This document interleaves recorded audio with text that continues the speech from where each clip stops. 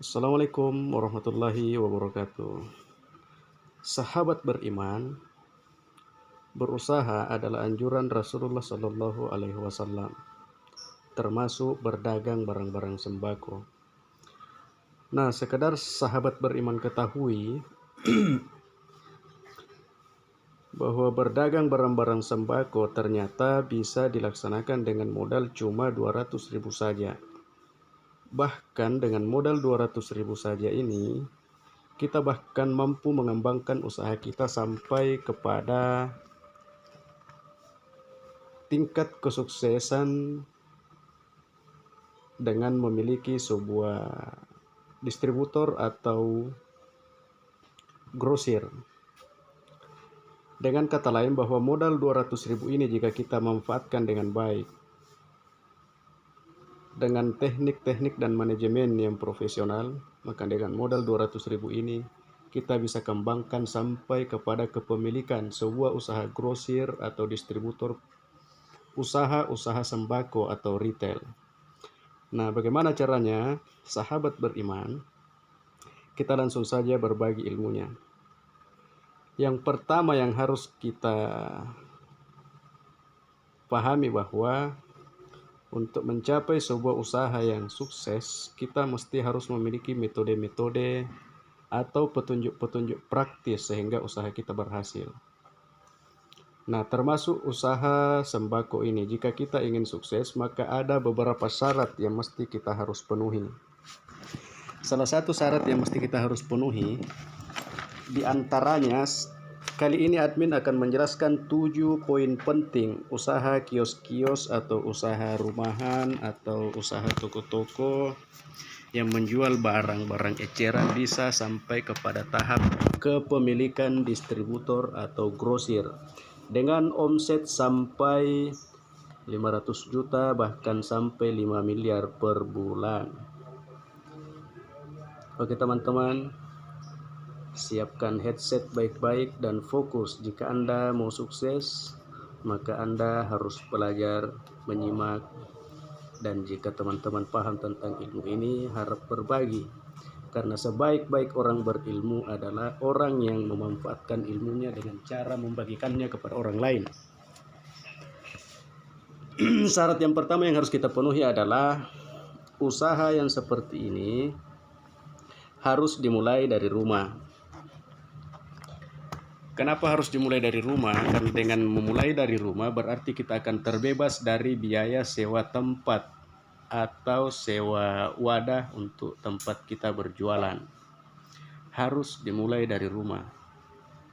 Kenapa? Karena jika kita memulai dari rumah, maka modal 200.000 ini bisa digunakan untuk membeli barang-barang dari penyedia barang-barang yang kita akan mau jual ke konsumen.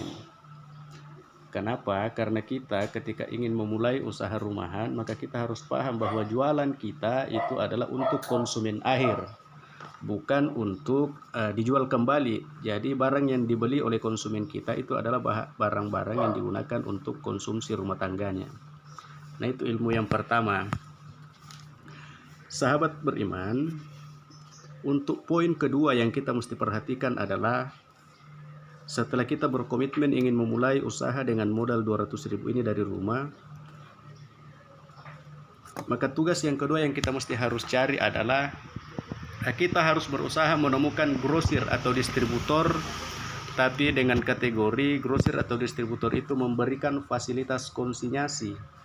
Nah, apa ini fasilitas konsinyasi? Fasilitas konsinyasi ini biasanya kita ingin membeli barang-barang ke mereka untuk kita jual sebagai bahan jualan kita ke konsumen akhir. Biasanya para grosir atau distributor ini akan menyediakan beberapa fasilitas. Salah satu di antaranya adalah fasilitas konsinyasi. Model konsinyasi ini adalah kita membeli barangnya katakanlah senilai 100.000, tapi kita bayarnya 50.000 saja, atau dengan kata lain kita membeli 50.000 tapi kita dapatkan barang senilai 100.000 rupiah. Itu namanya konsinyasi. Sisanya itu akan dibayarkan 1 minggu atau beberapa minggu kemudian atau 1 bulan kemudian. Nah, teman-teman ketika mendapatkan grosir atau distributor ini, maka poin kedua sudah terpenuhi. Nah, tentu sudah ada di kepala kita bahwa jika kita ingin memiliki modal 200.000, berarti kita sudah bisa menjual barang-barang senilai 400.000. Oke, sahabat yang beriman, selain poin pertama dan kedua tadi, maka poin yang tak kalah pentingnya yang kita mesti harus perhatikan adalah sebagai calon pengusaha yang sukses, calon pengusaha yang berhasil dari usaha kita yang dimulai dari modal 200.000, maka poin penting yang harus kita miliki adalah kita harus mampu mencatat, atau dengan kata lain kita harus memiliki laporan keuangan. Laporan keuangan ini tidak harus dalam bentuk komputer, bisa dalam bentuk catatan-catatan setiap hari. Yang penting seluruh biaya pengeluaran yang terkait dengan bisnis kita tertulis. Hari ini kalau perlu jamnya jam sekian. Kemudian biaya pemasukan juga harus tertulis. Kenapa? Laporan keuangan ini sangat penting untuk kita bisa mengintrospeksi di kemudian hari jika terjadi kesalahan-kesalahan atau ketika terjadi keuntungan-keuntungan, maka kita bisa memproteksi bahwa sekian modal yang keluar dan sekian keuntungan yang diperoleh. Sahabat yang beriman, laporan keuangan ini sangat penting. Kenapa?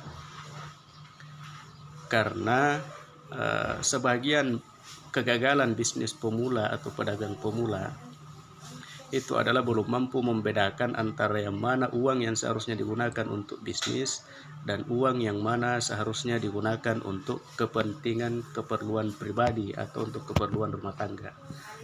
Nah, lewat laporan keuangan ini kita bisa membedakan antara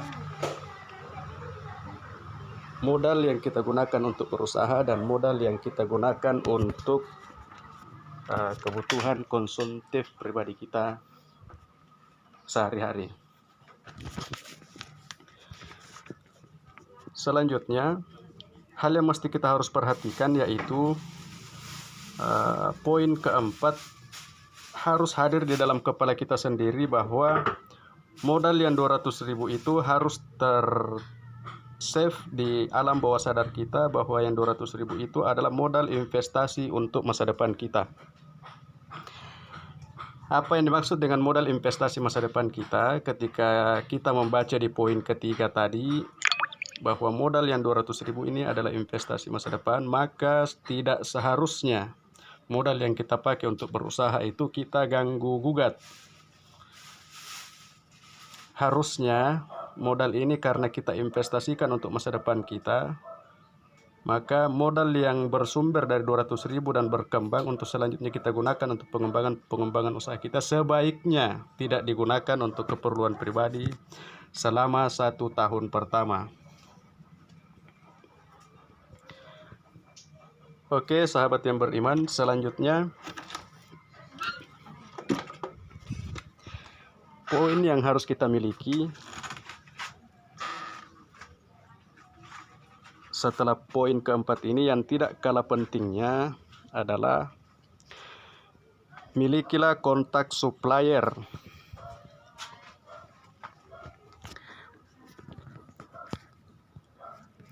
Kenapa penting kontak supplier kita? Karena bisnis rumahan yang kita rintis, kita sudah tetapkan dari awal bahwa kita akan mengembangkannya menjadi sesuatu yang lebih besar.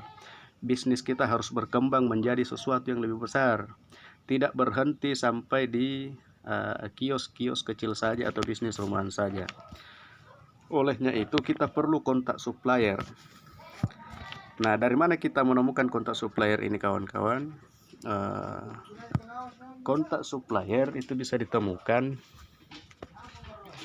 pada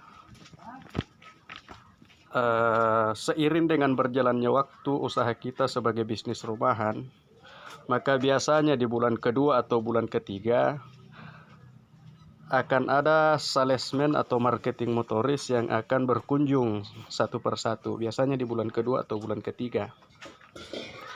Lewat salesman motoris ini kita bisa mendapatkan kontak pertama.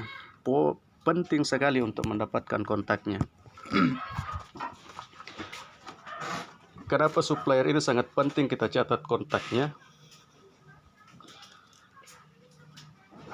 Karena dari sinilah kontak-kontak ini akan menjadi relasi bisnis kita yang akan berkembang dari kecil, menengah menjadi sebuah perusahaan distributor yang profesional. Biasanya kalau supplier 1 mulai masuk, supplier 2 mulai masuk, supplier ketiga, maka supplier berikutnya akan sangat mudah kita temukan nomor kontaknya lewat teman-teman suppliernya yang datang lebih awal.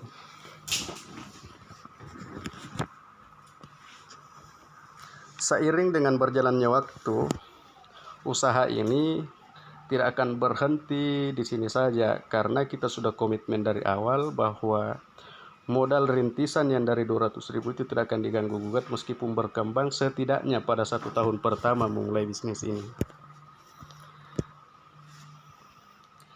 Seiring dengan berjalannya waktu, maka kita akan mendapatkan profit pengembangan usaha, modal kita akan semakin bertambah, kontak supplier juga semakin banyak lewat komunikasi dengan daftar-daftar nomor kontak yang datang lebih awal, datang kedua, ketiga, keempat, dan kelima, dan seterusnya. Setelah kita melewati 1 tahun pertama, maka yang mesti kita pikirkan selanjutnya adalah bagaimana caranya untuk berusaha menemukan sebuah gudang atau ruko yang potensial. Nah, ini poin ke-6. Bagaimana caranya kita menemukan gudang atau ruko yang potensial? Untuk apa gudang atau ruko yang potensial ini? Gudang atau ruko potensial ini disiapkan untuk bagaimana kita mengembangkan bisnis dari bisnis rumahan atau bisnis kios-kios menjadi sebuah perusahaan yang semi profesional. Kenapa? Biasanya di bisnis grosiran ini ketika kita merintisnya, maka kita akan membutuhkan beberapa komponen-komponen. Biasanya kalau kita mulai dari rumah, maka yang menjadi karyawannya, yang menjadi tenaga kerjanya itu kita sendiri sekaligus pemiliknya. Berbeda dengan ruko yang bisnisnya agak relatif sudah mulai membesar.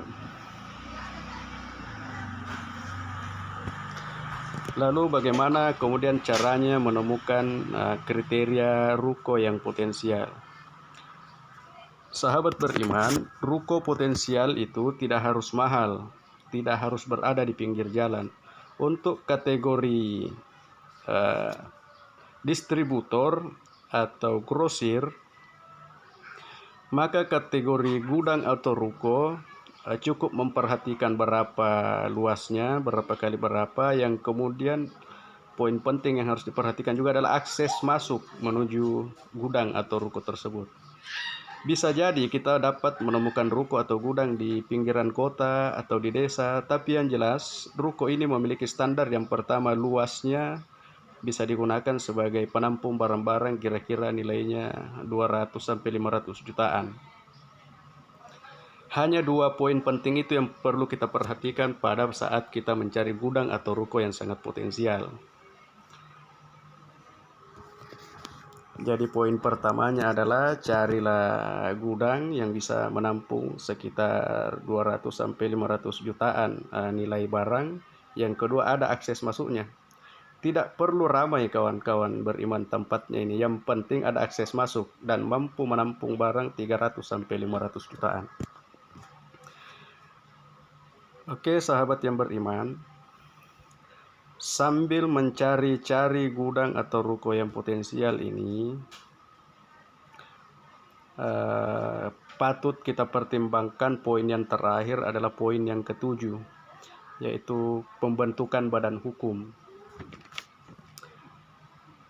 Poin ke-7 ini sangat penting karena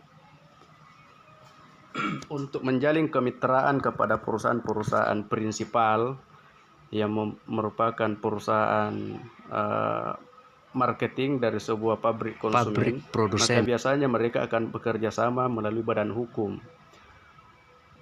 terkait masalah badan hukum ini, teman-teman atau sahabat yang beriman bisa untuk teman-teman sendiri bagaimana yang cocok atau yang ideal buat teman-teman. Badan hukum ini bermacam-macam, mulai dari UD atau usaha dagang, kemudian koperasi, kemudian CV, dan yang paling besar itu adalah PT.